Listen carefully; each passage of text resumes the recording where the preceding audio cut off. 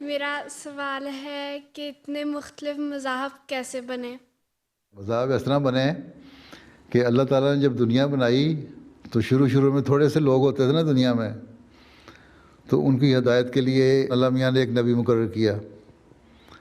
جس طرح ہمارے زمانے کے لیے مثال دیتا ہے اللہ تعالیٰ آدم کو پیدا کیا، پھر اس کے بعد اور لوگ بڑے دوسرے علاقے میں چلے گئے تو وہاں کے لوگوں کو اصلاح کے لیے، ان کی تربیت کے لیے، ان کو اللہ تعالیٰ کی طرف لانے کے لیے ان کی قوم میں ایک نبی پیدا کر دیا.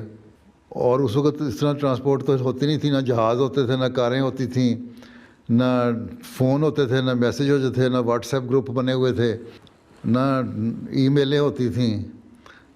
ہر ایک جس علاقے میں رہتا تھا وہیں رہتا تھا نا، وہاں سے باہر نہیں جا سکتا تھا، وہاں سے ادھر ادھر جا نہیں سکتے تھے. تو اللہ تعالیٰ نے اصلاح کے لیے نبی بنائے، پھر بعض قوموں کے لیے نبی بنائے. جس طرح حضرت موسیٰ کو بھیجا بنی اسرائیل کے لیے، اور ان کی اصلاح کے لیے اس قوم کے لیے، اس قبیلے کے لیے بھیجا. یہی انہوں نے فرعون کو کہا تھا بنی اسرائیل کو میرے ساتھ بھیج دو یا مجھے ان کو تبلیغ کرنے دو. پھر اس کے بعد حضرت عیسیٰ کو بھیجا حضرت موسیٰ کی تعلیم جاری رکھنے کے لیے. انہوں نے بھی یہی کہا، بائبل میں لکھا ہے کہ میں اسرائیل کی کھوئی ہوئی بھیڑوں کے لیے آیا ہوں. تو وہ قومیں اس وقت پوری طرح تیار نہیں تھیں، چھوٹی چھوٹی قوموں کو اللہ تعالیٰ تیار کرتا رہا. جو اعلیٰ ترین تعلیم تھی نا، اس کو سننے اور اس کو جذب کرنے اور اس کو سیکھنے کے لیے اللہ تعالیٰ نے چھوٹی قوموں میں تیار کیا. اور ہر نبی جو آیا اس نے ایک آخری نبی آنے کی پیشگوئی بھی کی.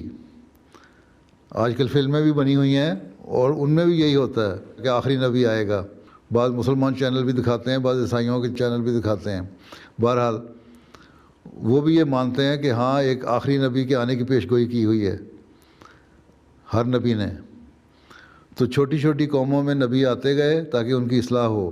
اور جب اللہ تعالیٰ نے دیکھا کہ ساری دنیا میں ہر قوم کی پاکٹس کی اطلاع ہو گئی ہے اور اب یہ لوگ پیغام سن بھی سکتے ہیں اچھی طرح، اور ایک پیغام ایک جگہ سے دوسری جگہ جا بھی سکتا ہے.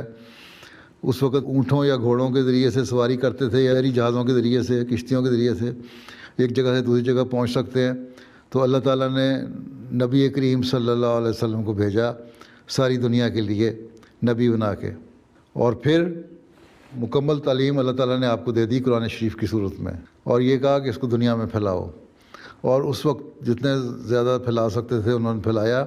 پھر اللہ تعالیٰ نے ایک وعدہ حضرت صلی اللہ علیہ وسلم سے یہ بھی کیا تھا کہ آخری زمانے میں مسیح موعود کو بھیجوں گا جو اس پیغام کی تکمیل کرے گا، اس کو ساری دنیا تک پہنچائے گا. کیونکہ اس زمانے میں جو ذرائع ہیں کمیونیکیشن کے اور رابطوں کے وہ اور زیادہ آسان ہو جائیں گے، جیسے آج کل